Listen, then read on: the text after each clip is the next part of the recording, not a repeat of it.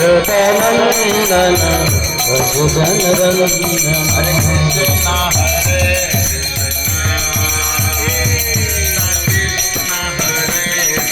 ठीक है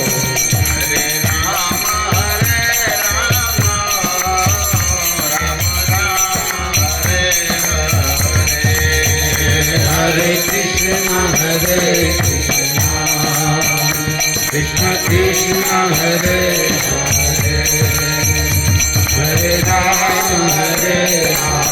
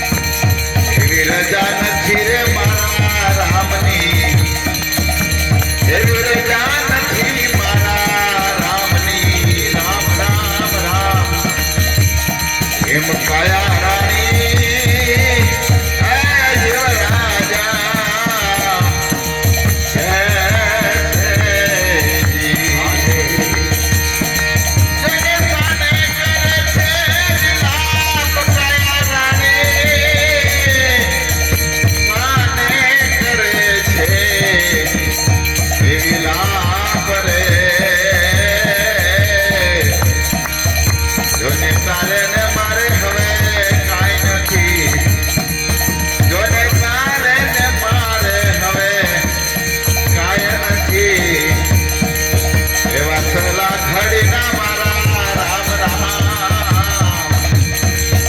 એવા સલા ઘડીના મારા રામ રામ રામ રામ રામ હે મજીબ રાજા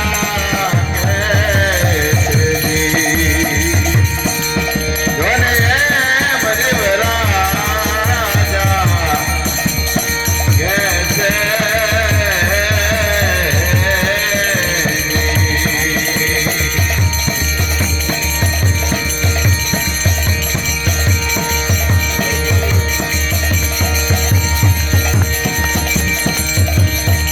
એટલે સંતો આપણા કહે છે કે આ શરીર છે એ પંચ મહાભૂતનું છે ગમે ત્યારે રાખમાં રોળાય હારે કાંઈ નહીં આવે એટલે કે મારી વીને છે રૂડા ભૂલડા કળેવો કરે રે વિચાર કળેવો કરે રે વિચાર આજનો દિન રળિયા મનો સુખી આજનો દિન રળિયા મનો કાલ આપણ શિરખા એ તે હરિનો રસ પીજીએ એ તે હરિનો રસ પીજીએ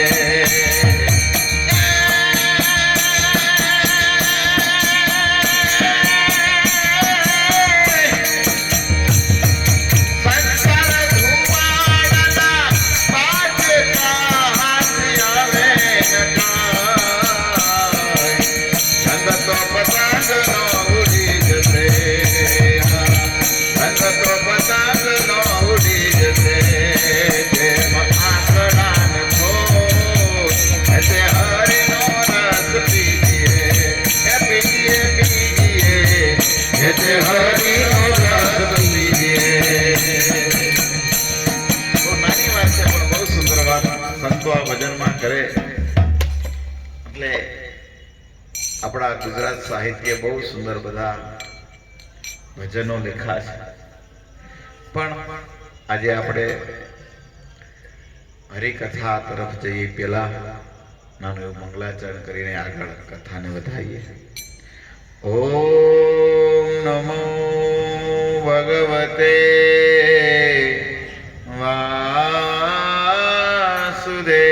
વાસુદેવાય. ઓમ નમો ભગવતે વાસુદેવાય. ઓમ નમો ભગવતે વાસુદેવાય. ઓમ નમો ભગવતે વાસુદેવાય. ઓમ નમો ભગવતે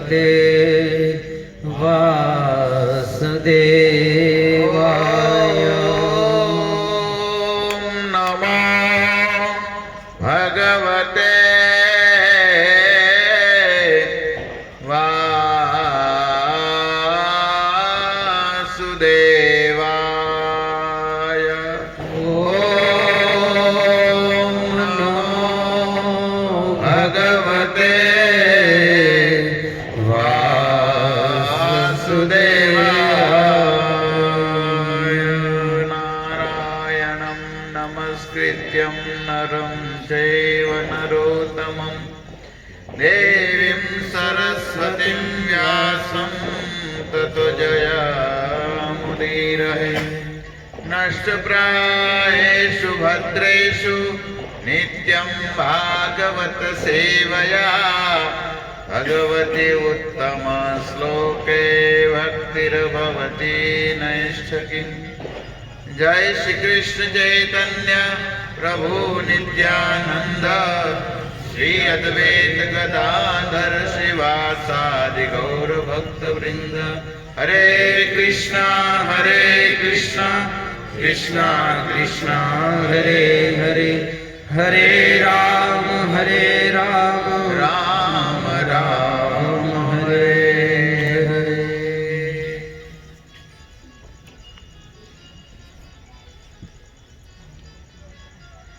હરે કૃષ્ણ.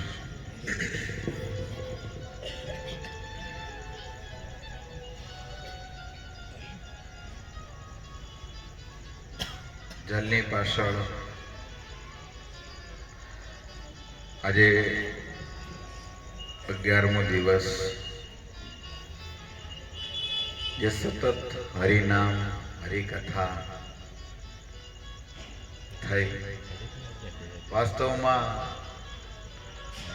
આ જીવ બહુ ઉચ્ચ કોટીનો જીવ છે. મારે ઇસ્કોનમાં લગભગ 20-21 વર્ષ થઈ ગયા, પણ આવી રીતના કોઈ ભક્તની ઘેરે પણ એટલા દિવસ કીર્તન કથા નથી.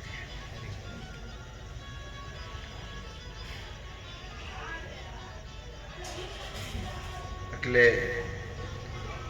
કોઈને પણ માધ્યમ બનાવીને પ્રેરણા કરીને 11 દિવસ સતત કીર્તન કથા થાવી, એ જીવ આપને બહુ પ્રેરણા આપે છે ને પ્રેરણાદાયક જીવ છે.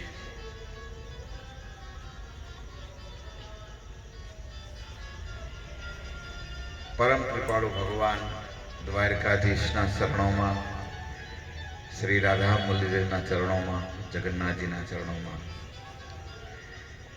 એ જ પ્રાર્થના છે કે આ એક દિવ્ય જીવ તમારા શ્રી ચરણોની અંદર નિત્ય સેવા વાસ કરે. એટલે અમારો યથાર્થ પ્રયાસ કુટુંબ પરિવાર દ્વારા આ 11-12 દિવસ કથા કીર્તનનું એની પાર્ષદ સદગતિ અર્થે કાર્ય થઈ રહ્યું છે. અતિ આપને આમ લાગે ક્યારેક ક્યારેક એવું વિચારમાં, આપણે કળિયુગના જીવ સવી એટલે આપણે ક્યારેક એવું થાય કે આ કથા કીર્તન કરે એને મળતું છે કે નહીં મળતું હોય. સ્વાભાવિક આપણે શંકાશીલ જીવ સવી એટલે આપને થાય, પણ આપણા શાસ્ત્રો લખે છે તો ખોટું નથી, કારણ કે શબ્દ પ્રમાણ બહુ મહત્વપૂર્ણ છે. એટલે શાસ્ત્રોમાં જે આ વિધિ કીધી છે કે જીવની પાછળ કથા કીર્તન થાય તો એને મળે.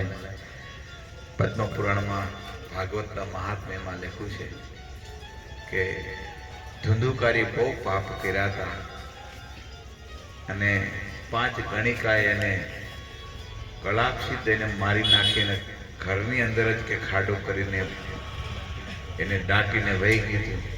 અને એ જ્યારે એ જીવ પ્રેત બને છે અને ત્યારે ગોકર્ણજીને વાત કરે છે કે ભાઈ, કે મેં ભજન તો કર્યું ને બહુ પાપ કર્યા અને હું પ્રેત બન્યો છું, મારો ઉદ્ધાર કર્યો. અને ત્યારે ગોકર્ણજી તો બહુ મહાન સંત છે અને સંતનો ભેટો થઈ જાય ને એ તારી દેવો. સંતમાં એટલી તાકાત છે, ક્યારેક તો હું કહું ભગવાન તો તારવાની નાય પાડી દે. ભગવાન કદાચ એમ કે કહી દે, ક્યારેક સમર્થ હોવા છતાં ભગવાન એમ કે હું સમર્થ નથી, ભગવાન કહી દે હું તારવા. પણ સંતમાં એટલી તાકાત છે, એ કદાચ જીવની ભક્તિ ન હોય, વ્યક્તિની ભક્તિ ન હોય, પાપમય જીવન હોય, પણ એ સંત બોલી દે આ મારો છે, આને તમારે તારવાનો છે, ભગવાન તારી દેશે. સંતમાં એટલી તાકાત છે. ગોકર્ણજીએ કીધું કે ભાઈ કાંઈ વાંધો નહીં, અતપી તો મેં તારા નામનું પિંડદાન ગયામાં કર્યું. એવું વર્ણન છે કે ગયામાં પિતૃ પિંડદાન થાય અને માતૃ ગયા કહેવામાં આવે તો આપણે ગુજરાતમાં સિદ્ધપુર, અને પિતૃ ગયા એટલે ગયા જે આપણે બિહારમાં એવું. ત્યાં કોઈ પણનું જો પિંડદાન કરવામાં આવે એટલે એ જીવની ગતિ થઈ જાય, એવું વર્ણન છે. તો ગોકર્ણજીએ એક પ્રશ્ન કર્યો કે મેં તો કે ગયામાં તારા નામનું તર્પણ શ્રાદ્ધ કરી નાખ્યું તો હજી તું પ્રેત કેમ છો? એવું વર્ણન છે કે ગયામાં કોઈ પિંડદાન કરે તો પુરુષનું પિતાનું તો એને નિશ્ચિત એની ગતિ થઈ જાય. કદાચ કોઈ પણ યોનિમાં હોય એની ગતિ થઈ જાય. તો કે હું કેમ ન થયો? ત્યારે વર્ણન મળે છે એવું સંતો કહે છે કે ગયામાં પિંડદાન કરવા જાઓ ને તો પરિવારનું પાત્ર હોય ને એને કરવું પડે, બીજા કરે તો ન ચાલે. ગોકર્ણજી છે એ વાસ્તવમાં ભલે ગાયથી જન્મ લીધો પણ એને ફળ આપ્યું તો એક સંતે ફળ આપ્યું. અને એની પિતાની એમાં એટલે તે ગોકર્ણજીને આત્મજ પણ કહેવામાં આવ્યા છે. ગોકર્ણજીને આત્મદેવના આત્મજ પણ કીધા કે આત્મ એટલે પુત્ર. પેલો ગાયથી જન્મ લીધો છતાં કારણ કે સંતનું આપેલું ફળ ને હતું એટલે. અને જે એનો બીજો પુત્ર જે ધુંધુકારી હતો એનો પુત્ર હતો જ નહીં. એટલે વર્ણન છે કે કોઈ એના કુળનું કોઈ એને પિંડદાન થયું નહોતું, એટલે એને ગતિ નહોતી. એટલે આપણા કાર્યમાં જયારે ખાસ કરીને જે ઉત્તરકી અત્યાદી જે કાર્ય બધું કરે એનો કુળનો ભલે હાથની પેઢીએ હોય એ કરે ને તોય મળે, આવું વર્ણન છે. એટલે કહેવાનો અર્થ એ છે કે આજે એ ધુંધુકારી કહે છે કે ભાઈ મારો ઉદ્ધાર કરવાનો કંઈક તમે ઉપાય કરો. અને ત્યારે કે કાંઈ વાંધો નહીં. સવારમાં ગોકર્ણ જે સૂર્યદેવને બોલાવ્યા છે, અનેક સંતો મહંતો બધા ભક્તો ભેગા થયા છે. અને ત્યારે સૂર્યદેવે કીધું કે આ જીવની પાછળ તો ભાગવત કથા કરો તો આનું કલ્યાણ થાય. અને પછી ગોકર્ણ જે એ જીવની પાછળ 7 દિવસ ભાગવત કથા કરી અને ગોકર્ણજી કથા કરીને ધુંધુકારી કે જે ભગવાનના ધામને પ્રાપ્ત થઈ. કહેવાનો અર્થ એ છે કે આ કથા એ જીવની પાછળ કરવામાં આવી. એ જીવ ગોકર્ણજીને જ દેખાણા હતા ધુંધુકારી, બીજા કોઈને જ દેખાણા. હા, પછી કથા એવી આવે છે કે જયારે વિમાનમાં બેઠા તો બધાને દેખા. જયારે ભગવાનનું વિમાન આવ્યું, નંદ ને સુનંદ ભગવાનના પાર્ષદ એને લેવા આવ્યા, ત્યારે એ વિમાનમાં બેઠા તો બધા કથા સાંભળ્યા બધાને દેખાણા. પણ જયારે વાંસ રૂપમાં જયારે બેઠા હતા હવા રૂપે તો તે કોઈને નહોતો દેખાણા. તે કેવલ તો કોને દેખાણા હતા? ગોકર્ણજી. અર્થાત એ જીવ દેખાતો નહોતો, એની પાછળ પણ આ કથા કરી તો એની મુક્તિ થઈ ગઈ. એટલે આ ભગવાનનું નામ, ભગવાનની કથા એવી છે એ જીવની પાછળ એને કેવલ માધ્યમ બનાવીને પણ નામ લેવામાં આવે, એના માધ્યમથી કથા કરવામાં આવે તો એ જીવનો ઉદ્ધાર થાય ને થાય. આપણા શાસ્ત્રો કહે છે. એટલે એવી આપણે અહીંયા 11 દિવસથી આ કથા કરી રહ્યા છીએ, કીર્તન કરી રહ્યા છીએ. તો આવા જીવને તો નિશ્ચિત ભગવાન એના ધામમાં જ રાખે, એમાં કોઈ શંકાનું સ્થાન જ નથી. કારણ કે આવી એક તો ભક્તની ઘરે જન્મ, જે એને પણ કંઈક એનું પુણ્યનું કે ભક્તિનું ભાથું બાંધ્યું છે. જે એને કીર્તન કર્યા છે, કથા કર્યા છે, ભગવાનની સેવામાં ગયા છે, ભગવાનના દર્શન કર્યા છે, ધામમાં ગયા છે, ભગવાનને પ્રણામ કર્યા છે. આ જે બધું વસ્તુ એને કરી છે તો એ કઈ ભક્તિ કોઈ નષ્ટ થાય? બધું નષ્ટ થઈ જાય, પણ ભક્તિ ખુદે કરેલી છે એ કોઈ દી જાય નહીં. મેં સાંભળ્યું છે રાકેશ પ્રભુ કહેતા હતા એ કે દરરોજ સાંજે ક્યારેક એ આરતી ઉતારે, ક્યારેક હું ઉતારું, ક્યારેક એ ગાય. અને કળયુગમાં પતિત પાવન છે ને ચૈતન્ય મહાપ્રભુની સેવા કરી લીધી છે એ જીવનું વિચારવાનું આપણે નથી હોતું, એ ગૌરાંગ મહાપ્રભુ વિચારે છે. એ જીવનું આપણે નહીં વિચારવાનું. એટલે આપણે એની પાછળ આ બધા આપણે જે કીર્તન કથા કર્યું અને ભગવદ્ ગીતાના પાઠ કર્યા, ઇત્યાદિ જે કર્યું એ બધું પરિપૂર્ણ લેખે ભગવાન નિશ્ચિત જીવને પોતાના શરણમાં રાખશે. આવો હજી પણ આજે કંઈક કથાને શ્રવણ કરીએ અને એ જીવને કંઈક કથાનું કંઈક સદગતિ માટે આપણે પ્રાર્થનાનું દાન કરીએ. કાલે આપણે કથા શ્રવણ કરતા હતા.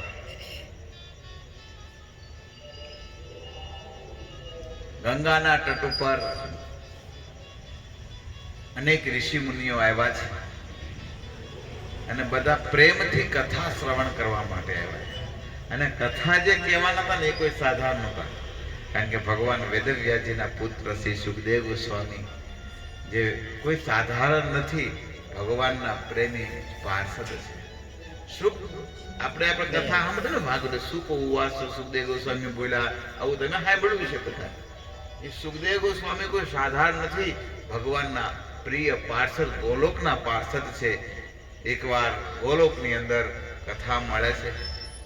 ભગવાન ખીન હતા, ઉદાસ હતા, અને ત્યારે રાધા રાણીએ પૂછ્યું કે હે નાથ, આજ તમે એટલા બધા ઉદાસ ખીન કેમ છો? અને ત્યારે ભગવાન કૃષ્ણ કહેવા લાગ્યા, આ સંસારમાં અનેક મારાથી જીવોનો જન્મ થયો છે, પણ એ જીવો બધા ભટકી ગયા છે.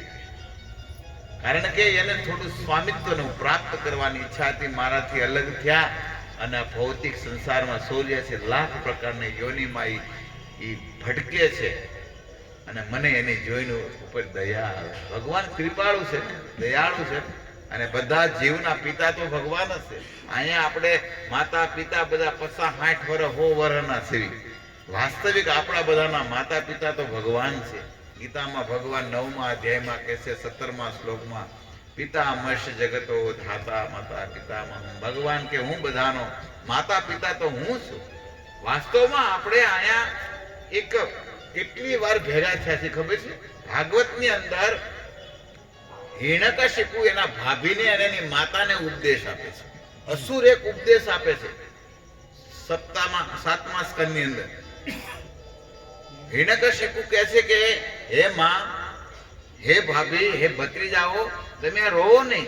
કેમ રોતા હતા? તો હિરણાક્ષનો વધ થયો હતો. ભગવાન વરાહ ભગવાને હિરણાક્ષનો વધ કર્યો, એટલે એનું છવની પાછળ આ બધા એના દીતી અને એની ભાભી આ બધા રોતા હતા. તઈ હિરણ્યકશિપુ બોલ્યા કે હે ભાભી, હે માતા, હે ભત્રીજા, રોવો નહીં. અહીંયા તો આપણે એટલી વાર પૂરતા ભેગા થયા છીએ, જેવી રીતના વટે માર્ગ પાણીના પરબે ભેગા થાય એટલી વાર. પરબ આપણે ભેગા ગામડામાં પેલા પરબ હતા ને, 2-3 રસ્તા ભેગા થતા હોય એટલે અહીંયા 2-5 માટલા પાણીના રાખ્યા હોય, તો એ કોઈ આમથી આવતા કોઈ આમથી આવે, 5 મિનિટ થાક ખાવા બેસે અને પછી પોતપોતાના રસ્તે વહી જાય. એમ આયા પણ આપણે એવી રીતના એક પરબમાં પાણી પીવા ભેગા થયા છીએ, પણ આપણે હળંગ માણી લીધા છે. આપણે તો અજર અમર છીએ, ઠેઠ સુધી હારે રહેવાના છે નહીં. આપણે અહીંયા નિશ્ચિત નથી કોઈ માત પિતા. એટલે ભાગવતમાં એક બીજું પણ ઉદાહરણ એવું છે. ચિત્રકેતુ મહારાજને સામે નારદજી હતા, અને ત્યારે નારદજી ચિત્રકેતુ મહારાજનો એક 8-9 મહિનાનો છોકરો હતો, અને એ ચિત્રકેતુ મહારાજની બહુ જાજી પત્ની, 1 કરોડ પત્ની હતી, સંતાન નહોતું, પણ છતાં અંગિરાજી ઋષિની કૃપાથી એને સંતાન થયું. અને ત્યારે બીજી રાણીઓને બહુ ઝેર થયું, આપણી ભાષામાં દ્વેષ થયો, કે આ મોટી રાણી અરે રાજા રહેશે, એને સંતાન થયું છે. કૃતકેતુ નામની એની પત્ની હતી. તો બધી એકવાર મળીને છોકરો ઘોડિયામાં પૂતો હતો ને, તો એને વિષ ખવડાવ્યો. 8 મહિનાના છોકરાને 2 ટીપા વિષના તો છોકરાના મોઢામાં ફેરવી દીધા, શરીર છૂટી ગયું. અને ત્યારે બધા રોવા મળ્યા. અને કથા એવી મળે છે, તે નારદજી પાછા ન્યા આવે છે. નારદજી અને અંગિરા ઋષિ પાછા ન્યા આવ્યા.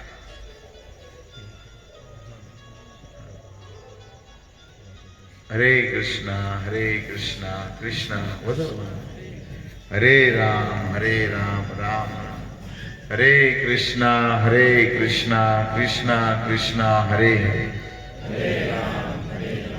નારદજી આવ્યા. નારદજીએ કીધું, હે ચિત્રકેતુ મહારાજ, તમે કેમ રોવો છો? અરે મહારાજ તમે જોવો તો ખરા, આ દીકરો 8-9 મહિનાનો કે ઘોડિયામાં ભૂતો ના જો શરીર છૂટી ગયું છે કે મારો દીકરો છે, કે મારો દીકરો છે, વારે વારે એવું બોલવા લાગ્યા. એટલે નારદજીને એમ થયું કે લેને આની પાસે થોડોક ચમત્કાર કરું. નારદજીએ જળની અંજરી રાખીને કીધું, બેટા ઉઠ, આ તારા પિતા રોવે છે, તું ભાવિ સમ્રાટ છો, રાજા બનવાનો છો, આ તારી 1 કરોડ માતા રોવે છે, તને આ શરીર છોડીને જવું સારું લાગે છે? તારા પિતા તને વારે વારે જો કેટલા રોવે છે. તે ઓલો 9 મહિનાનો છોકરો ઘોડિયામાંથી બોલ્યો, નારદજીને કહેવા લાગ્યા, હે નારદજી, કયા પિતા મારા? 9 મહિનાનો છોકરો બોલવા મળ્યો કે કયા પિતાની વાત કરો છો તમે? આવા તો મેં પિતા કેટલા ફેરવી નાખ્યા, એક નહીં અસંખ્ય પિતા ફેરવી નાખ્યા. જ્યારે કે પશુ યોનિમાં આવ્યો ને તો પશુઓ મારા પિતા હતા, જ્યારે કે હું પક્ષીઓમાં યોનિમાં આવ્યો તો પક્ષીઓ મારા પિતા હતા. ચિત્રકેતુ મહારાજ તો આમ અબાગ રહી ગયા કે આ છોકરો 9 મહિનાનો હું બોલે છે કે આ પિતા કે આ ક્ષણવારમાં હું મારું મૃત્યુ થયું ને 2-5 કલાકમાં, એટલામાં તો મેં કેટલા પિતા ફેરવી નાખ્યા. એટલે અહીંયા વાસ્તવમાં આપણા પિતા ભગવાન છે, એટલું યાદ રાખજો. બધાના પિતા કોણ છે? ભગવાન છે. અહીંયા આપણા માતા પિતા આપણે બધાને મળ્યું છે, શરીર મળ્યું છે, અને એ પણ ભગવાનની કૃપાથી દેહ મળ્યો છે. આ ભગવાનની વિશેષ કૃપા છે આપણી ઉપર. યાદ રાખો, આપણે જ્યારે માતાના ગર્ભમાં હતા ને, નહોતું આપણે ખાતા આવડતું, નહોતું પીતા આવડતું, નહોતું શ્વાસ લેવાની આપણે ખબર નથી પડતી. યાદ રાખજો. અને નરસિંહ મહેતા બહુ સુંદર વાત કરે છે ભજનમાં કે ભગવાન કેટલા કૃપાળુ છે. તમે જોવો તો ખરા, અહીંયા સંસારમાં આપણે બધા કહીએ ને કે અમે બધું કર્યું, અહમ કરતા. હા, ભગવાન ગીતામાં તો મૂંઢ હાથમાં છે, પ્રકૃતિ ક્રિયમાનાની, એમાં અહંકાર વિમૂઢ હાથમાં. આ તો આપણે માની લેવી છે કે અમે કરવી છીએ, અહીંયા કોઈ નો કાંઈ કરીએ છીએ. આપણે આપણો હાથ પણ ઊંચો ન કરીએ. યાદ રાખજો, ભગવાન ધારે ને તો જ હાથ ઊંચો થાય, નકર લકવો મારી જાય. આપણો હાથ કાંઈ ન કરીએ. ભગવાનની કૃપા છે, પલ પલ ઉપર ભગવાનની કૃપા દેખાવી જોઈએ આપણે. જ્યારે જ્યારે કદમ ભરીએ ને તો એક કદમ ભરવાનું પણ આગલા કદમની ભગવાને ભૂમિ આપી છે, નકર ભૂમિ ન આપી તો આપણે શું કદમ ભરવાનું? ભગવાન આપણી કદમ કદમ ઉપર રક્ષા કરે છે. એટલે નરસિંહ મહેતા કહે છે કે નવ નવ માસ તો ઉદર વશા, એ તે દિવાલે જળથી જીવાડા, સર્વ હરિને આપતો, એ આપતો સુતાને જગાડી, હે જીવાલા ખંડ રોજી હરિના હાથમાં, હે વાલો માર જુએ છે વિચારી,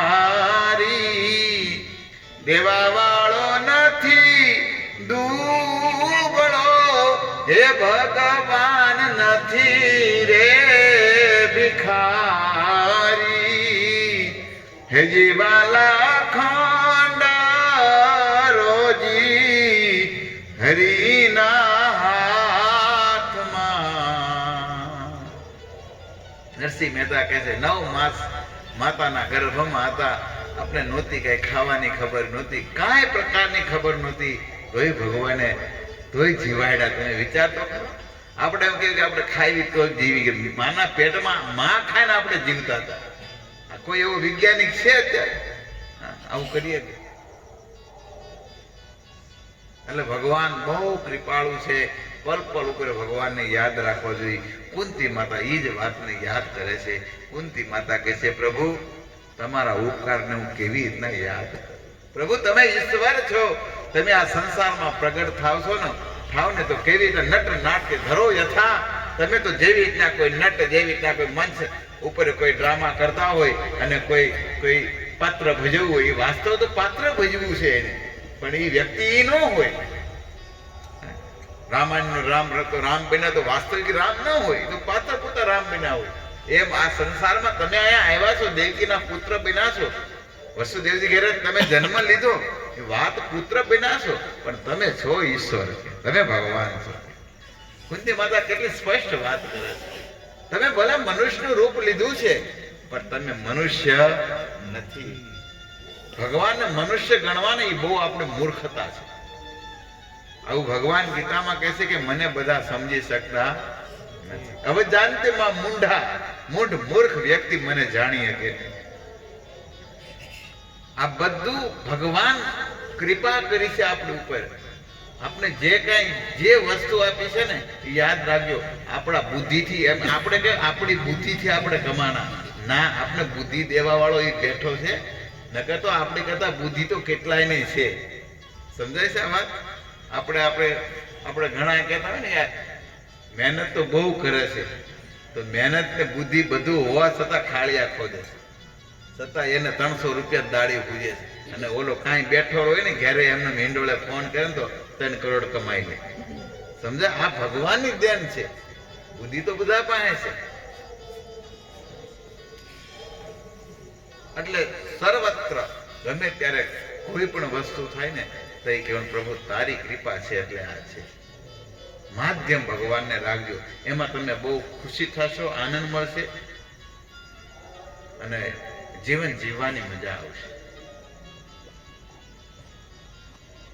કુંતી માતા કહેવા લાગ્યા કે પ્રભુ મોટા મોટા અમલ આત્મા છે ને તથા પરમહંસા નામ મુનિ નામ મલાત્મન, કે પ્રભુ જે એવા મહાન સંતો છે અમલ આત્મા, જેનામાં કામ ક્રોધ દ્વેષ ઈર્ષા કોઈ ઇન્દ્રિયના દોષ છે જ નહીં, એવા અમલ આત્મા એ તમને જાણીએ કે મારી જેવી કથ્યમ પશ્ચમ સ્ત્રીયા, હું તો સ્ત્રી છું, તમને કેવી રીતે જાણ. જો અજપી કોઈ સાધારણ નથી. કુંતી માતા ભગવાનના સગા ફઈ છે.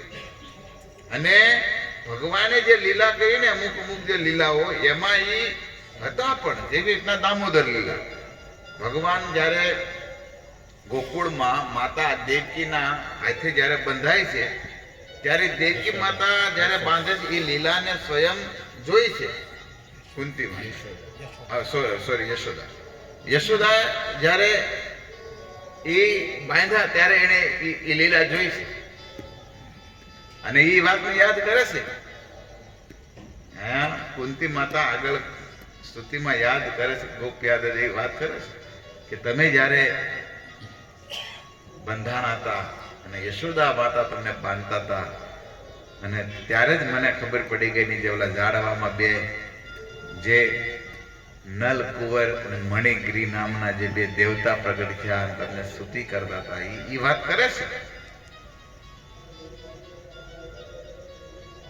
અને વાસ્તવમાં આજ કુંતી માતા પ્રાર્થના કરે. જો વેદવ્યાસજીએ ભાગવતમાં અનેક સ્તુતિને પ્રાર્થના લખી છે. ગજેન્દ્ર સ્તુતિ છે, ગોપીઓનું પ્રણત ગીત પણ છે, રુદ્ર ગીત છે, આ બધા કેટલા એમાં ગીત પ્રાર્થના અને બધું છે. પણ બધી પ્રાર્થનાઓમાં સર્વશ્રેષ્ઠ પ્રાર્થના વેદવ્યાસજીને કઈ લાગી? કુંતી માતાની અંદર પહેલા એ રાખી. ભાગવતની શરૂઆતમાં સૌ પ્રથમ પહેલી પ્રાર્થના ચાલુ થતી કોની છે? કુંતી માતાની સ્તુતિ. અને એ સ્તુતિમાં કુંતી માતા ભગવાનને યાદ કરે છે કે અમલ મોટા મોટા જે અમલ આત્મા પુરુષો છે એ તમને જાણીએ કે હું કેવી રીતે જાણીએ. અને વાસ્તવમાં ભગવાનને તો સંતો જાણીએ કે છે, આપણે તો ન જાણીએ કે જે ભગવાનને વાસ્તવમાં પ્રેમ કર્યો છે એવા સંતોનું સાનિધ્ય મળી જાય ને આપણો બેડો પાર થઈ જાય.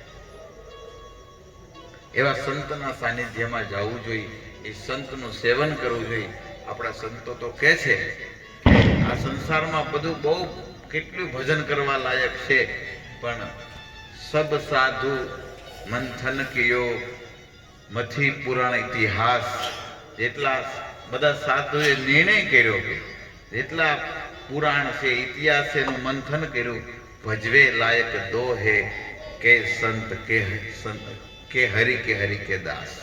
કા હરિ અને કા હરિના દાસ, આ બે એનું ભજન કરવા લાયક છે. અને આ બેનું જે ભજન કરે તો નિશ્ચિત એનું કલ્યાણ થાય. એટલે કુંતી માતા અહીંયા વાતને રાખે છે કેવા મોટા મોટા દેવતાઓ, કેવા જે મહાન દેવતાઓ પણ જેના ચરણોમાં પડે એવા સંતોની વાત અમલાત્માની વાત રાખી. અને પછી એને યાદ આવી ગઈ લીલાઓ અને કહેવા લાગ્યા કે કૃષ્ણાય વાસુદેવાય દેવકી નંદનાય ચ નંદ ગોપ કુમારાય ગોવિંદાય નમઃ. હે ગોવિંદ, કેવી સુંદર વાત કરે છે. કૃષ્ણાય વાસુદેવાય, તમારું નામ વાસુદેવ છે. ભગવાનનું નામ એક છે વાસુદેવ. વાસુદેવ એટલે છે વસુદેવના પુત્ર હોવાથી ભગવાનનું નામ થયું વાસુદેવ. દેવકી નંદન, એની માતાનું નામ છે દેવકી, એટલે દેવકીના નંદન, યશોદા નંદન, નંદ નંદન નામ એટલે પડ્યું છે. અને ગોવિંદ તો તમે ગાયોને એટલો પ્રેમ કરો છો, એટલે હે ગોવિંદ મારા તમને પ્રણામ છે. આવી રીતના વાત કરે છે. ને પછી કહે છે પ્રભુ તમારું શરીર આખું કમલમય છે, કે તમારું શરીર પૂર્ણ કમલમય છે. અને એટલે ભગવાનના શરીરને પ્રણામ કરે છે. અને પ્રણામમાં બહુ તાકાત છે, યાદ રાખજો. ભગવાનને બે વસ્તુ બહુ ગમે છે. ભગવાનને વંદન અને ચંદન, નંદ નંદનનું નજરાણું છે. વંદન અને ચંદન, આ ભાલે ચંદન લગાડ્યું હોય ને, તિલક કર્યું હોય ને, ભગવાનને બહુ ગમે છે. પ્રમ દિવસે મારા ગુરુ મહારાજ વાત કરતો હતો ને, તો મને દ્વારિકા લીલાને યાદ કરતા કરતા ગોપી તળાવ પાસે વાત કરતો હતો. તો મહારાજજી મને ગોપી તળાવની લીલા કહેતા હતા કે આ સંસારમાં ભગવાનને બધાએ બહુ પ્રેમ કર્યો. અને પ્રેમ કર્યો એમાં તે વ્રજની જે ગોપીઓએ પ્રેમ કર્યો છે એવો પ્રેમ કોઈએ કર્યો. અને એ ગોપીઓ જ્યારે કૃષ્ણને મળવા દ્વારકા ગયા અને એને ખબર પડી કે ભગવાન કૃષ્ણ અંતર ધ્યાન થઈ ગયા છે, એટલું સાંભળ્યું તો એના બધા પ્રાણ ત્યાં વહી ગયા એ તળાવમાં. અને એ તળાવમાં જે દેહ છે ને, એ ગોપીઓનો દેહ છે. એટલે ભગવાન કહે છે મને ગોપીઓ બહુ વાલી છે. અને ઈ કે, અને ઈ ગર્ગ સંહિતામાં પણ ગર્ગ ઋષિએ પણ લખ્યું છે કે ઈ કોઈ તિલક કરે, અને એની તો કથા લખી છે કે ગર્ગ સંહિતામાં કે કોઈ ભાલે આ ચંદન લગાડ્યું છે ને, યમરાજ પણ એનું કઈ નહીં બગાડી યાદ રાખે. એને તિલક કર્યું છે અને ગળે કંઠી તુલસીની ધારણ કરી છે, યમરાજ ન્યા યમના દૂત બધા ભાગશે. આવું વર્ણન છે. એટલે એ ગોપીઓ પણ ભગવાનને એટલો પ્રેમ કર્યો છે. એવો જ પ્રેમ કુંતી માતાએ પ્રેમ કર્યો છે. અને કુંતી માતા વિશે વર્ણન છે કે જ્યારે ભગવાન અંતર ધ્યાન થયા અને ત્યારે અર્જુન એ સમાચાર લઈને જ્યારે હસ્તિનાપુર આવ્યા, અને હસ્તિનાપુરમાં આવ્યા ત્યારે અર્જુન રોવા માંડ્યા. એટલે ધર્મરાજ પૂછ્યું કે ભાઈ બતાવો શું છે. બધા આમ તો ધર્મરાજને બધા સંકેત થઈ ગયા હતા કે લાગે છે કાંઈક તો બન્યું છે.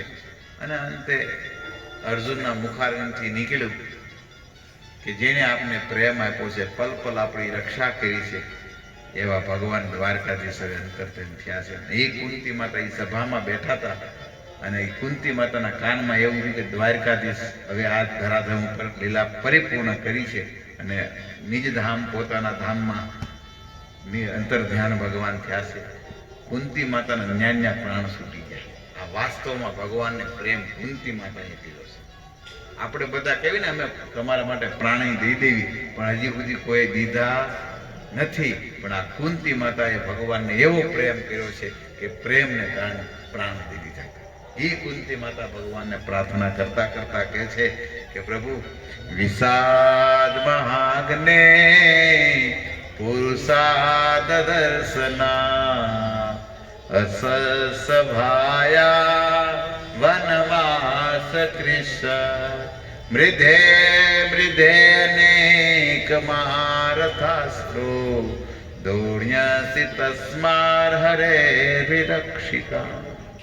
કુંતી માતા કહેવા લાગ્યા પ્રભુ ભગવાનને જોઈને કુંતી માતાના આંખોમાં આંસુ આવી ગયા છે અને કહેવા લાગ્યા કે હે દ્વારકાધીશ તમે પલ પલ અમારી રક્ષા કરો.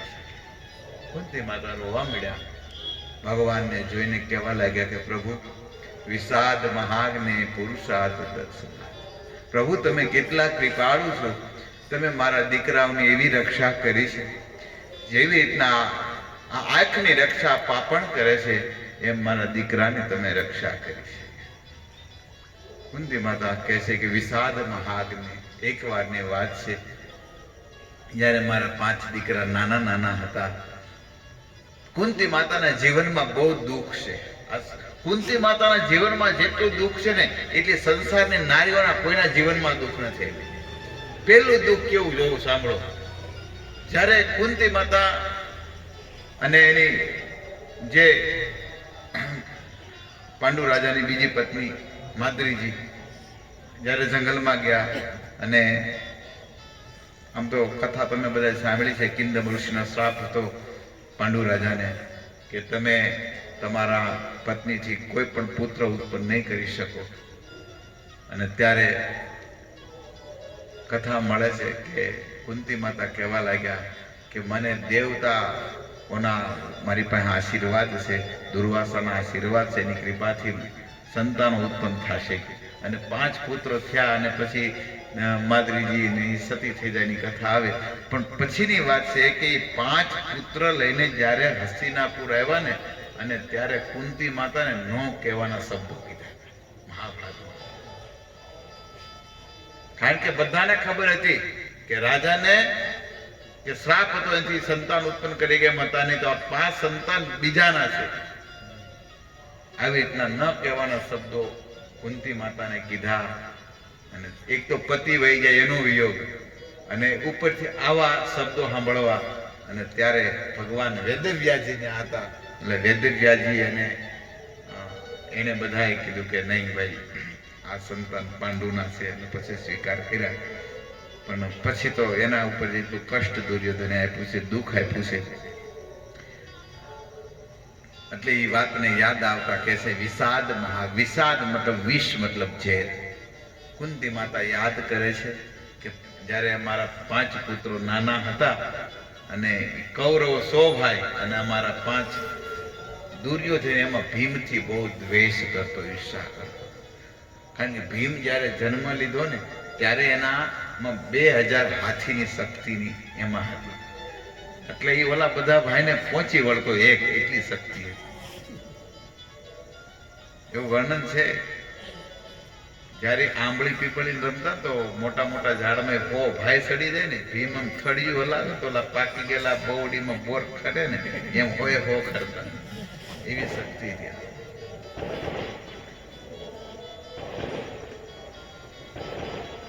પણ દ્વેષ હતો એટલે એને નક્કી કર્યું હોય ભાઈ. એમાં દુશાસને અને દુર્યોધને એક કાવતરું બનાવ્યું કે આને કેમ મારો, જો આ એક આપણો કાંટો હટી જાય એટલે પછી બધું આપણે વાંધો આવે એમ છે નહીં. એટલે હજી નાનો છે ત્યાં જ આપણે કાંટો હટાવીએ. એટલે કે આ છે ને પેટું છે, ખાવામાં બહુ હોશિયાર છે, જે આપો એ ખાઈ લેશે. એટલે કે એમ કરી કે આને કંઈક ખવડાવી, 20 વાળા લાડવા બનાવ્યા, અને લાડવા ખવડાવ્યા. અને પછી ધર્મરાજને અને અર્જુનને, સહદેવ, નકુલને એને કીધું દુર્યોધને કે હાલો હવે આપણે ઘેર, આ બહુ ભૂતો તો હુવા દો, ભલે ભૂતો ઊંઘ પૂરી થાય તો, કારણ કે 20નું ઝેર થઈને મૂર્છિત અવસ્થામાં આવી ગયા. એમ કે પ્રકારે દુર્યોધન 4 ભાઈઓને લઈને વહી ગયા. એટલે અમુક બીજા ઓલા ભાઈઓને કીધું, કઈ રાખ્યું હતું દુર્યોધને, દુશાસન તરી આને કંઈક ગંગા નદીમાં ફેંકી દેવાના છે. અને આ બાજુ ભાઈઓ વહી ગયા, અને આ બાજુ ભીમને ગંગામાં ફેંકા. અને ગંગામાં ફેંકા ને તો ભીમ જાતા જાતા ઠેર ક્યાં પાતાળમાં પહોંચ્યા. અને પાતાળમાં વાસુકી નાગનો બહુ મોટો લોક છે, અને ત્યાં વાસુકી નાગનું ચાલે છે. એટલે બધા એ સર્પ, અને ત્યાં બધા આ જે સ્વર્ગમાં સુખ છે ને, આપણે કહીએ ને સ્વર્ગમાં, સ્વર્ગ કરતા સુખ આ ઉપરના લોકમાં જેટલું સુખ છે ને એની કરતા નીચેના લોકમાં બહુ જાજુ સુખ છે. મહાભારતમાં લખ્યું છે, બહુ ફેસિલિટી છે ત્યાં. આ બધા ઈચ્છાધારીઓ બધા સર્પો છે, જે ધારે થઈ શકે. એટલે એ અમુક સર્પો નાના નાના હતા ને, એ ફરતા હતા જળમાં. તો ભીમને જોઈતા કે આ પ્રાણી કયું એવું નવું, એટલે એને ડંસ મારવા લાગ્યા. ડંસ મારવા લાગ્યા એટલે આનું કે ને લોહાથી લોહું કપાય એમ કે ને આપણે, તો આજ 20 થી 20 મળ્યું ઓછું થવા, એટલે આનામાં શક્તિ આવવા મળી. એટલે પછી થોડીક શક્તિ આવી ને ભીમ થોડાક હોશમાં આવી ગયેલો. નાના નાના ઓલા સર્પ બધા 10 પકડી પકડી મીડા ઘા કરવા ભીમ. એટલે એ 2-5 સર્પ ગયા ને વાસુકી નાગને કીધું કે આવી રીતના કોઈ પ્રાણી આવ્યું છે કે અમને મારે છે કે. તો મોટા બળવાન સર્પને મોકલા વાસુકી નાગજીએ, પકડીને ભીમને લાવ્યા. તો લાવ્યા તો ત્યાં વર્ણન એવું લખ્યું છે કે એ સભામાં કુંતી માતાના નાના બેઠા છે. હવે એ આ બધું કુંતી માતા યાદ કરે છે. હવે નાના ન્યા ક્યાં તમે પ્રગટી, તમે દ્વારકાધીશ ભગવાન, તમે આ બધી પ્રયોજન કર્યું એમ. અને પછી પૂછ્યું કે આ છે કોણ, એટલે એમ તો ઓળખાણ, એટલે નાના જોજે આ છે તો કે કુંતી જેવો દેખાય છે કે અણહારથી. એટલે પૂછ્યું કે ભાઈ તું કોનો છોકરો છો, એટલે કે હું કુંતી નંદન છું. એટલે કે આ તો આપણા હગા નીકળ્યા, પાતાળમાં હગા નીકળ્યા. તો વાસુકી ના કે હવે તો આમ તો આ તો આપણા હગા, તમારા હગા, એમાં હગા પાણીઓ નીકળ્યો કે ભાણિયા ભાઈ નું કરો સ્વાગત. તો ભીમના સ્વાગત માટે શું કર્યું કે પાતાળમાં એવા 8 કુંડ છે. જે કુંડોનું કેવલ આચમન કરે ને એક વાર તો 1000 હાથીની શક્તિનું બળ આવ્યું. તો ભીમસેને કીધું કે ભણભાઈ આ જે કુંડ છે ને એ કુંડમાં ખાલી તમે ટીપું ટીપું આચમન કરી લ્યો એટલે તમારામાં કે શક્તિ, પ્રબળ શક્તિ આવી જશે. તો ભીમ કે હવે આમાં આપ્યું છે તો હવે કઈ મોડું એક ટીપું સખાતું છે કે. ભીમ તો કુંડ ચાલુ કર્યું, પણ એ કુંડ ખાલી થાય હતા નહીં. અને 8 કુંડનું જળ પીધું એટલે 8000 હાથીની શક્તિનું બળ આવ્યું. અને 2000 ની તો પહેલા હતી અને 10000 હાથીની શક્તિ આવી. બોલો, આ કુંતી માતા યાદ કરે છે કે મારા દીકરા. અને પછી તો એટલું સ્વાગત કર્યું કે ઓલા ઘરેણા બહુ પહેરાવ્યા. ત્યાં બહુ ઘરેણા છે પાતાળ લોકમાં, એવા બધા બાજુ બંધ હાર ને પહેરાવીને હવે જા બેઠા.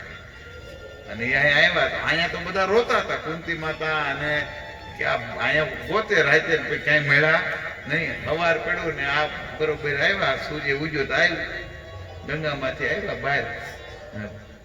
એને જોઈને ત્યાં તો ઓલા પાંડવો કૌરવો જોઈને ભીમને જોયા ને એટલે કે આ લાગે ભૂત થયો. એને તો મરેલો જોયો હતો કે મારી નહીં ખાતા, એટલે આ નક્કી ભૂત છે કે. એટલે ભાગ્યા તે અને ધર્મરાજ પાસે ગયા, કહેવા લાગ્યા ભીમ મેં જોયો. ભીમ જોયો પણ ઓલું કીધું નહીં કે મેં આવું બધું કર્યું હતું એમ, વિષ ખવડાવ્યું હતું ને. પછી તો કુંતી માતા પાસે આવે છે ને ભીમ છે આખી બધી વાત કરે છે કે નાના મળ્યા હતા અને આવી રીતના મને વિષ પાયું હતું, બધી વાત કરે છે. એ કુંતી માતાને એ વાત ભીમસેની યાદ આવી ગઈ તો મારા દીકરાને વિષ ખવડાવ્યું હતું પણ રક્ષા તો દ્વારકાધીશ તને જ કરી. એ દ્વારકાધીશ એ પાતાળમાં પણ રક્ષા કોને કરી હતી? તમે જ કરી. એ કુંતી માતાને યાદ. વિષાદ મહાગ ને પુરુષાદ દર્શનાથ. કુંતી માતાને બીજું યાદ આવી ગયું કે જ્યારે મારા 5 દીકરાઓને મારવા માટે એક મીણબત્તીનો આખો મહેલ બનાવવામાં આવ્યો હતો. મીણબત્તી અને એમાં કપૂર નાખ્યું હતું, લાક્ષાગૃહ એને કહેવાય છે. એક તિલાંજલિ આપેલા આખું ફળફળ કરતા આખું હળગી જાય એવો મહેલ બનાવ્યો. એમાં તેલ, મીણબત્તી અને કપૂર આ 3 થી બનાવવામાં આવ્યું. એટલે તો હળગે જ, બીજું કઈ થાય એવો મહેલ બનાવ્યો. અને એક દિવસ હવે આ મહેલ બન્યો ને એ ધૃતરાષ્ટ્રને પણ એવું અજ્ઞાન હતું, એવું વર્ણન છે. પણ પછી એ મહેલ બની ગયો ને પછી કીધું દુર્યોધન કે પિતાજી આપણા ભાજુસ, અમારા ભાયુસ છે અને એને માટે સુંદર આ મહેલ બનાવ્યો છે તો એમાં એને હવે રહેવા જવાનું તમે કહો. પણ જ્યારે એ મહેલ બનતો હતો ને ભગવાન તો હું ન કરાવે. વિદુરજીને એવી બુદ્ધિ આપી ભગવાને કે આગળ જતા મારા ભક્તોને એમાં રક્ષા કરવાની છે. એટલે વિદુરજીએ એ મહેલની અંદર એક મોટું બધું સુરંગ બનાવ્યું.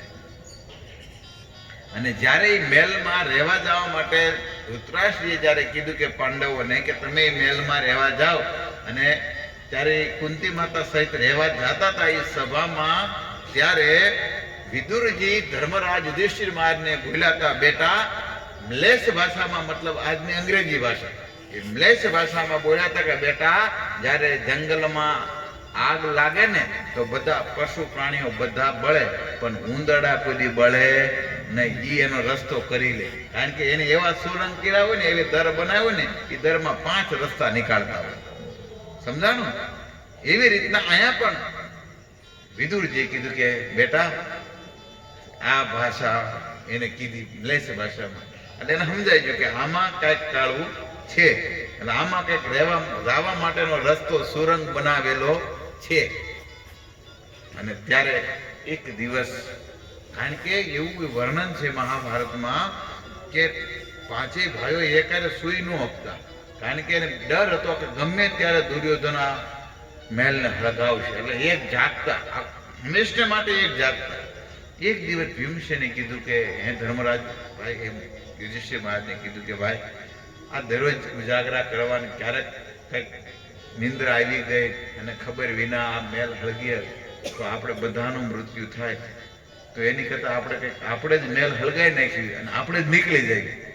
તો કે હવે રસ્તો ક્યાં નીકળવાનો રસ્તો ક્યાં છે? એટલે નકુલ હતા ને, જ્ઞાની નકુલ કે સહદેવ, ત્રિકાળ જ્ઞાની સહદેવને એવું હતું, કોઈ પૂછે ને તો જ જવાબ આપે, એમને આપે નહીં. આપણે તો હોય તો આપણે જાણતા હોય આપણે કેટલું કરવી, મને બધું ખબર હો, આપણે કહી દઈએ એમને, પણ સહદેવ કીધું નહીં. એટલે ભીમસેન એક દિવસ સાંજે ઊભા હતા અને કીધું, બહુ ત્રિકાલ જ્ઞાની છો, આમાંથી નીકળવાનો કઈ રસ્તો છે કે? કે હા છે ને ભાઈ, તમે ઊભા ત્યાં જ પાટો મારો, કે ભીમે જેવું પાટો માર્યું ને તો એ તો સુરંગનો રસ્તો. અને ત્યારે ભીમસેને કીધું, હવે અહીંયા બધા તમે ઊભા રહો, હું આ મેલ હળગાઈને આવું છું અને પછી આ સુરંગથી આપણે બહાર નીકળી જઈશ. અને ત્યારે બન્યું છે એવું કે ઈ જ રાતે એક ભીલડી એના 5 પુત્રો લઈને ઈ મેલના સહારે રાત્રે સૂઈ ગઈ. અને આ બાજુ ભીમે મેલ હળગાવ્યો અને આ સૂઈ જતા ભીલ માતા તેના 5 પુત્રોને. અને ભીમસેન જ્યારે હળગાઈને સુરંગ પાસે આવ્યા, એવું વર્ણન છે કે ભીમસેન જેટલું ખાતા ને એટલું કામ કરતા. આપણે કહે ભીમ બહુ ખાતા, મારો ગુરુ મહારાજ કે ઈ જેટલું ખાતા એટલું એવરેજ આપતા, મતલબ એવું વર્ણન છે કે ભીમસેને 2 ભાઈઓને ખંભે બેહાડી દીધા. જયારે સુરંગમાં જવાનું હતું ને, કારણ કે અગ્નિ એકારે ઉપડી, એટલે સુરંગ બહાર બહુ ફટાફટ નીકળવાનું હતું. એટલે ભીમે શું કર્યું કે 2 ભાઈઓને ખંભે બેહાડ્યા, 2 ભાઈઓને અહીંયા બાજુ ઉપર ટીંગા ટોળી આમ કે ને બાવડા પકડી દીધા, અને કુંતી માતાને પીઠ ઉપર રેખાને જોડ્યા. એવું વર્ણન મહાભારતમાં છે. આવી રીતના રક્ષા એને કરી છે. અને એ કુંતી માતાને યાદ આવે છે, અને કુંતી માતા કહેવા લાગ્યા કે હે દ્વારકાધીશ, કે તમે એ સુરંગ એ તમે જ વિદુરજીને કીધું અને એમાંથી અમે બચ્યા, નકર એ લાક્ષાગ્રહમાં અમે લગી ગયા. અસત સભાયા, કુંતી માતા અસત સભાની વાત કરે છે. તો કે અસત સભા કઈ છે? કુંતી માતા એ અસત સભાને યાદ કરતા કહે છે કે જ્યારે એ હસ્તિનાપુરની અંદર એ 1, 2, 5 સિંહાસન નહીં, 20,000 સિંહાસન લાગ્યા હતા. અને 20,000 સિંહાસન લાગ્યા હતા. એમાં દુર્યોધને આદેશ કર્યો તો દુશાસને કે હે દુશાસન ભાઈ, કે જાઓ, કે પાંડવો એની પત્નીને હારી ગયા છે, એ દ્રૌપદીને અહીંયા લઈને આવો, અને દ્રૌપદીને કે આ બધાની સામે બિના વસ્ત્ર કરી નાખો. એને અસત સભા કહેવામાં આવી. કુંતી માતાને આ વાત જ્યારે યાદ આવી, કુંતી માતા બહુ ભગવાનની સામે રોવા માંડ્યા. કે મારી કુળ વધુની રક્ષા તો તમે કરી હે દ્વારકાધીશ, નકે તો અમારી તો શું લાજ રહ. અને કહેવા લાગ્યા કે પ્રભુ, કે જ્યારે 10,000 હાથીનું બળ ધરાવતો એ દુશાસન, કારણ કે દ્રૌપદી બધાની પાસે યાચના કરી હતી, એને પિતામાં ભીષ્મ પાસે યાચના કરી હતી, દ્રોણાચાર્ય પાસે પ્રાર્થના કરી હતી, કૃપાચાર્યને કીધું હતું, ધૃતરાષ્ટ્ર મહારાજને કીધું હતું, કે મારી રક્ષા કરો, હું તો તમારા કુળની એક કુળ વધુ છું. પણ એ કોઈ કાંઈ નહોતા કરી ગયા. દ્રૌપદીએ પ્રશ્ન પિતામહ ભીષ્મને કર્યો છે. જ્યારે પિતામહ ભીષ્મ પ્રાણ સૈયા ઉપર હતા ને, તો એ બધું જ્ઞાન દેવા મળ્યા પિતામહ ભીષ્મ. પિતામહ ભીષ્મ દાન ધર્મ, સ્ત્રી ધર્મના બધા ધર્મની વાત કરે ને, ત્યારે પિતામહને એ વાત સાંભળતા દ્રૌપદી હસવા મળ્યા કે આટલું બધું જ્ઞાન હતું તો જ્યારે એ સભામાં મારી આ લાજ જાતી તો એ તમે ક્યાં ગયા હતા જ્ઞાનવાન? એ વાતને યાદ કરી છે. ત્યારે પિતામહ ભીષ્મ દ્રૌપદીને જોઈને કહેવા લાગ્યા, બેટા કે મેં છે ને કે બીજાનું આ જે નમક આપણી ભાષામાં કહે ને, એ મારા લોહીમાં હતું એનું કે એ જે મેં આ ધર્મીનું અધર્મી લોકોનું મેં આ ખાધું, એ અન્ન અને નમક મારા એની લોહીમાં ફરતું હતું કે. અને આજ અર્જુનના બાણ વાગ્યા ને, અને એ જેટલું લોહી અધર્મીનું મેં ખાધું હતું ને એ બધું નીકળી ગયું ને, એટલે હું આ ઉપદેશ આપ્યો. નકર ઉપદેશ આપવાનો લાયક નહોતો પિતામહ ભીષ્મ. એટલે આપણે પણ બહુ ધ્યાન રાખવાનું. જ્ઞાન ત્યાં મહાપ્રસાદ આપણે બોલી પણ હોતો નથી. બધે ન ખાવું જોઈએ. એટલે આપણા શાસ્ત્રોના, આપણા ગુજરાતી તો હાવ એકદમ ભાષામાં આપણે બોલવી ને, અને એવું બોલે છે એકદમ સરળ. શ્લોક નો સમજાય. એટલે અન્ન ખાવામાં બહુ ધ્યાન રાખવાનું, કારણ કે એ અન્નનો પ્રભાવ બહુ હોય છે. અને ત્યારે એ સભામાં જ્યારે દુશાસન સાડી હે કે નારી હે કે નારી હે કે સાડી હે ખેંચતો તો સુરદાસજી લખે છે. અને ત્યારે દ્રૌપદીને ભગવાન કૃષ્ણની યાદ આવી ગઈ છે. દ્રૌપદી કહેવા લાગ્યા, હે દ્વારકાધીશ, હે ગોવિંદ, મારી રક્ષા કરો. કૌરવ બીજાન અને શ્લોક મહાભારતમાં લખ્યો છે કે હે કેશવ, આ ભરી સભામાં મારી લાજ જાય છે, મારી રક્ષા કરો. અને ત્યારે વર્ણન એવું આવે છે કે ભગવાન કૃષ્ણ એની રક્ષા કરવા માટે આવ્યા છે.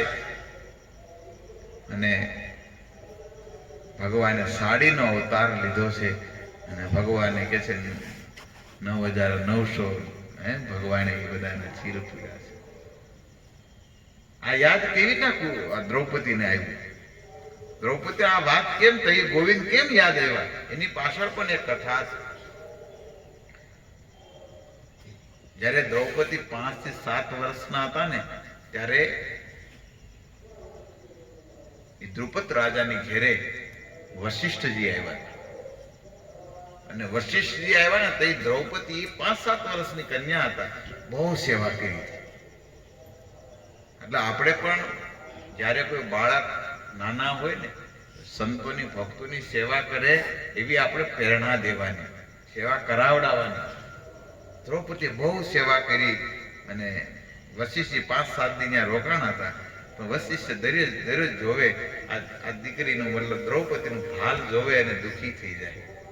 કારણ કે પહેલાના ત્રિકાલ જ્ઞાની બધા ઋષિ મુનિઓ હતા ને, આનો ભાલ જોવે કે આના જીવનમાં પદ ઉપર દુઃખ છે, કે આના જીવનમાં બહુ દુઃખ આવવાના છે. એક દિવસ જયારે જવા નીકળ્યા ને, પછી ત્યારે એના હાથ મૂકીને કીધું, બેટા, તારા જીવનમાં જયારે દુઃખ આવે ને, તો બીજા કોઈને નહીં, કેવલ ગોવિંદ દ્વારકાધીશને યાદ કરજે, એ તારો રક્ષા કરશે. એ કોને આશીર્વાદ આપ્યા હતા? વશિષ્ઠજીએ.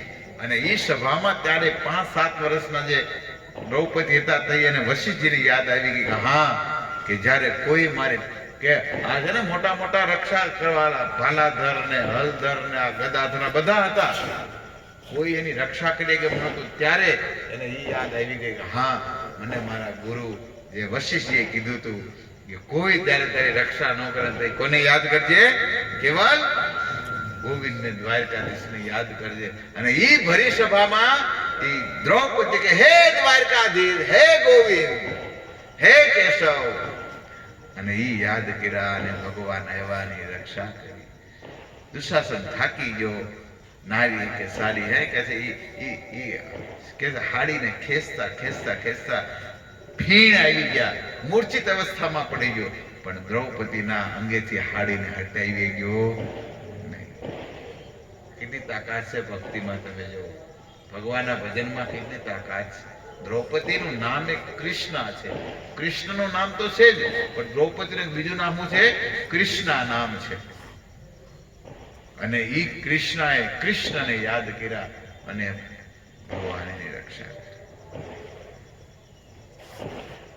ઈ આજ ભગવાન રથ ઉપર આરૂઢ છે દ્વારકાધીશ હસ્તિનાપુરમાં, અને કુંતી માતા યાદ કરે છે કે તમે મારી દ્રૌપદીની ચિરની રક્ષા કરી હતી પ્રભુ. હમણાં તે યુદ્ધ થયું અને યુદ્ધમાં મોટા મોટા મહારથીઓ હતા. હે પ્રભુ, તમે કેટલી રક્ષા કરી. કર્ણ પાસે તો એવું એક બાણ હતું, નિશ્ચિત અર્જુનના પ્રાણ લેવા માટે બાણ રાખ્યું હતું, એક કાલસર્પી બાણ, એક બાણ એવું હતું. અને એવું વર્ણન છે. કુંતી માતા યાદ કરતા કરતા કહેવા લાગે કે એ જ્યારે કર્ણ જ્યારે યુદ્ધ કરવા આવ્યો અને ધમાસન યુદ્ધ થતું હતું, ત્યારે એ કર્ણે બાણ છોડ્યું. હે પ્રભુ, ત્યારે તમારામાં જેટલી શક્તિ હતી એ શક્તિથી તમે એ હાથ વાળા એ ઘોડાને એ બે મુઠ્ઠા માર્યા અને ઘોડા નીચે બેસી ગયા અને રથ તમારો નીચે આવી ગયો. અને ત્યારે પણ એ કર્ણનું બાણ એ અર્જુનના મસ્તકમાં ઉપર જે મુકટ હતું એ મુકટને લઈને આવી ગયું. અને જોઈ તમે ન કર્યું તો મારો અર્જુન હોત નહીં. યાદ કરે છે કુંતી માતા કે તમે કેટલી રક્ષા કરી. અને પિતામાં મરે જ નહોતો, કારણ કે પોતાનું ક્યારેક ઘરની કંપનીનું વરદાન, પિતાનું વરદાન એને મરવું તો જ મરે. એ ધારે આમ બાણ પકડીને આમ ઉભા રહે, નથી મરવું, લે મારે અર્જુન બાણ, તો નો મરે. પિતામાં એમ કે મારે નથી મરવું, એટલે અર્જુન ગમે એટલા બાણ મારે તોય ન મરે. અમર વરદાન પિતાજી. પણ સતા જોવો તમે, ભગવાન ત્યાં હતા અને સતા જોવો તમે. અર્જુનને એ થોડુંક એમ લાગ્યું કે પિતામાં ભીષ્મ જયારે બાણ મારવાના છે ને, અને પિતામાં બાણથી એમ કે છે કે આપણે નાના છોકરાઓ ફૂલખણીનું આમ ફેરવીને કેમ આમ ગોળ સકડવું લાગે એમ એના બાણથી આમ નીકળતા હતા, ધાર ગોળ બાણની ધાર એ રાઉન્ડ થઈ ગયું હતું. અને ત્યારે ભગવાન ગોવિંદને પરસેવો વળ્યો. એવું વર્ણન છે કે ભગવાનને કોઈ દી પરસેવો એ કુરુક્ષેત્ર મેદાનમાં વળ્યો નહોતો, પણ પિતા સામે જયારે લડવા આવ્યા ને 10મા દિવસે તો ભગવાનને પસીનો આવી ગયો. અને એ વાતને પિતામાં ભીષ્મ એની ભીષ્મસ્તુતિમાં પણ કહે છે કે જયારે એ અર્જુનના એ રથ ઉપર તમે આરૂઢ હતા અને જયારે હું યુદ્ધ કરવા આવ્યો ને ત્યારે તમારા એ જે ભાલ ઉપર એ સુંદર પસીનાના બૂંદ હતા, એ કેવા તો સુંદરતાનું વર્ણન કરે છે. યુધિતુર ગરજો એમાં વર્ણન છે, કેટલા તમે સુંદર લાગતા હતા. પણ તમે અર્જુનની બહુ સુંદર રક્ષા કરી. ભગવાન એની પ્રતિજ્ઞા તોડી નાખી. કુંતી માતાને આ એક એક વસ્તુ યાદ આવે છે. પિતામાં ભીષ્મ મોટા મોટા મહારથી અતિરથી એવાની સામે અમારા 5 પાંડવ ટકી ગયા એટલે બહુ મોટી વાત છે. મારા 5 પુત્રો ટકી ગયા. મહાભારતમાં તો એની ઘણી કથાઓ છે.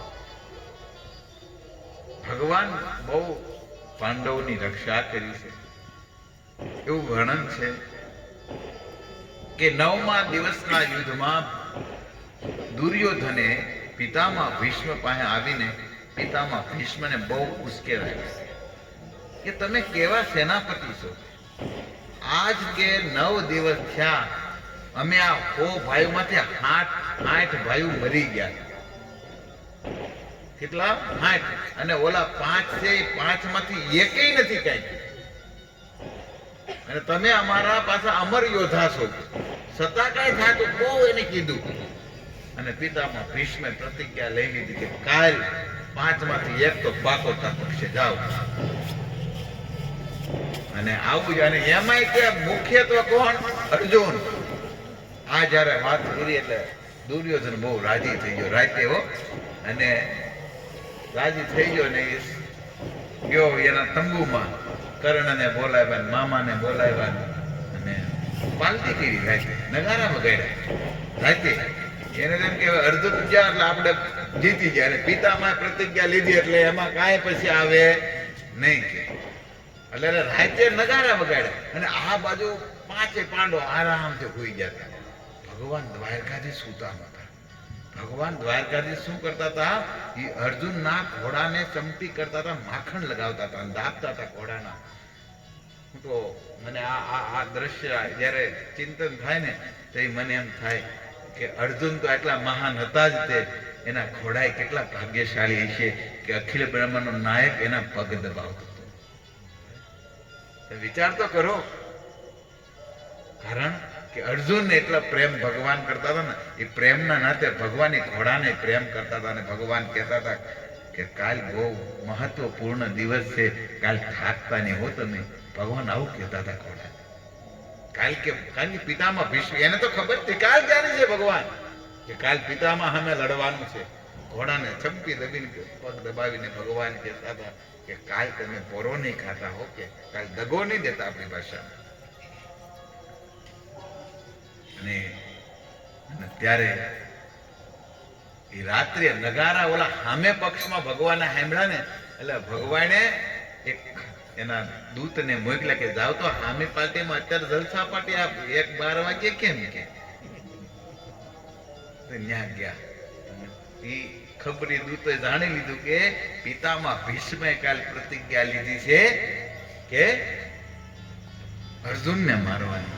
અને જ્યારે એ દૂત આવ્યો ને ભગવાનને વાત કરી કે આવી રીતના પિતામાં ભીષ્મે કાલ પ્રતિજ્ઞા લીધી છે, ભગવાનને સેન પડે નહીં. અને ભગવાન અર્જુન પાસે ગયા, હે ઉઠ કે એટલે પ્રભુ હુવા દો નહીં કે યુદ્ધમાં આ 9 દીમાં આખો દી તમે કે મને એમ કહેતા હોય કે આને માર આ મારા કંધા દુખે છે, હવે રાતે તો હુવા દો. અર્જુન આવી વાત કરી. દ્રૌપદી જાગતા હતા. દ્રૌપદી જેવા ગોવિંદ કઈક મૂંઝાણા છે કે આ બાજુ ધર્મરાજ પાસે ગયા પણ કોઈએ કાંઈ જવાબ આપ્યો નહીં. એટલે કૃષ્ણ દ્રૌપદી પાસે કીધું. દ્રૌપદી કીધું કે ગોવિંદ એ દ્વારકાધીશ આટલા બધા કેમ ઘડીક આને ઉઠાડવા જવાનું, ઘડીક આને સેવ હું કે અરે દ્રૌપદી તને કહેવાય એવું નથી કે આ અર્જુનની પ્રતિજ્ઞા લઈ શક્યા છે કે મારવાની, પણ બહુ કીધું એટલે પછી કે તમે કયો. પછી ભગવાને આઈડિયા કર્યો કે એમ કર્યા 5 તો નથી ઉડતા, તું મને હેલ્પ કરી. શું હેલ્પ કરવી? તો હાલ સામેના પક્ષમાં જવાનું છે. અને અહીંયા પિતામાં ભીષ્મે આશીર્વાદ આપ્યા હતા